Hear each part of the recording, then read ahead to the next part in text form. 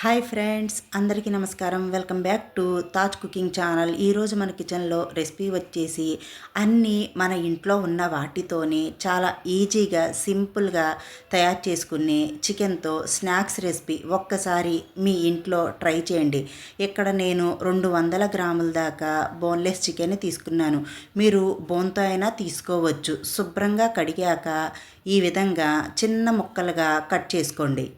ఇప్పుడు ఈ చికెన్ ముక్కల్లో రుచికి సరిపడినంత ఉప్పు, మీ పిల్లలు తినే స్పైసీనెస్ని బట్టి 1 టీ స్పూన్ దాకా కారం, 1/2 టీ స్పూన్ దాకా మిరియాల పొడి, ఫ్రెష్గా దంచి పెట్టుకున్న 1 టీ స్పూన్ దాకా అల్లం వెల్లుల్లి పేస్ట్ వేసి ఈ చికెన్ ముక్కలకి ఈ స్పైసెస్ అన్నీ బాగా పట్టే విధంగా పట్టించి 1 గంట సేపు పక్కన పెట్టేయండి. ఈ చికెన్ని 1/2 టీ స్పూన్ దాకా సోయా సాస్ వేసుకొని 1 అరచక్క నిమ్మరసం వేసి ఈ చికెన్ ముక్కలకి బాగా పట్టే విధంగా పట్టించండి. ఇప్పుడు ఈ చికెన్ని మనం బాగా కలిపేసుకున్నాం కదా ఫ్రెండ్స్.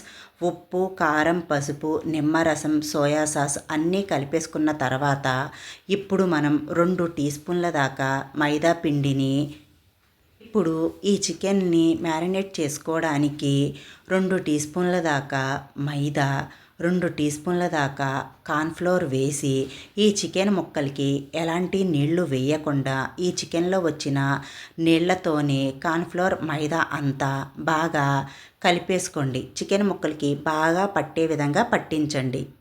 ఇప్పుడు మైదా కార్న్ఫ్లోర్ కలిపిన ఈ చికెన్ని కాసేపు పక్కన పెట్టేయండి.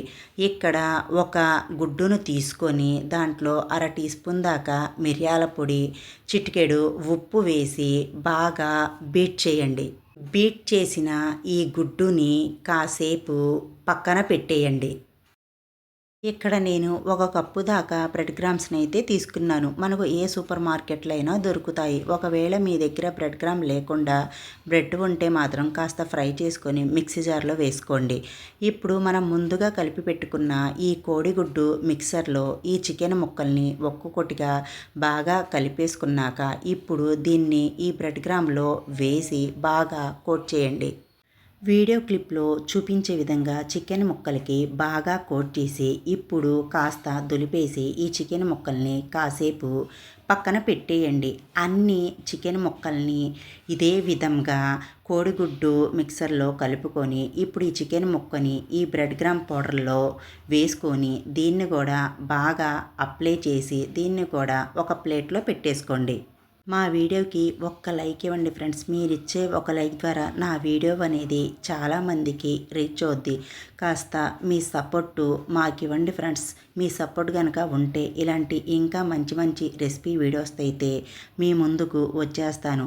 అన్ని చికెన్ ముక్కల్ని మనం రెడీ చేసి పెట్టేసుకున్నాం కదండి. ఇప్పుడు డీప్ ఫ్రైకి సరిపడినంత ఆయిల్ని బాగా వేడి చేసుకోవాలి. ఆయిల్ బాగా హీట్ అయ్యాక మనం అన్నీ రెడీ చేసి పెట్టుకున్న ఈ చికెన్ ముక్కల్ని ఈ ఆయిల్లో వేసేసి మీడియం మంట మీద పెట్టి మంచి క్రిస్పీగా ఎర్రగా వేగేంత వరకు వేయించుకోవాలి. ఈ చికెన్ అనేది చక్కగా ఎర్రగా క్రిస్పీగా వేగిపోయింది కదండి. ఇప్పుడు మనం ఆయిల్లో నుంచి తీసేసుకుందాం. ఇంతేనండి, చాలా ఈజీగా సింపుల్గా తయారు చేసుకునే చికెన్ బైట్స్ రెడీ. మీకు గనక ఈ రెసిపీ వీడియో నచ్చినట్టయితే మీ ఇంట్లో ట్రై చేసి ఎలా కుదిరిందో కామెంట్ సెక్షన్లో తెలియచేయండి. ఇలాంటి మంచి మంచి రెసిపీ వీడియోస్ కోసం మా ఛానల్ని లైక్ చేసుకొని సబ్స్క్రైబ్ చేయండి. Bye friends, thank you for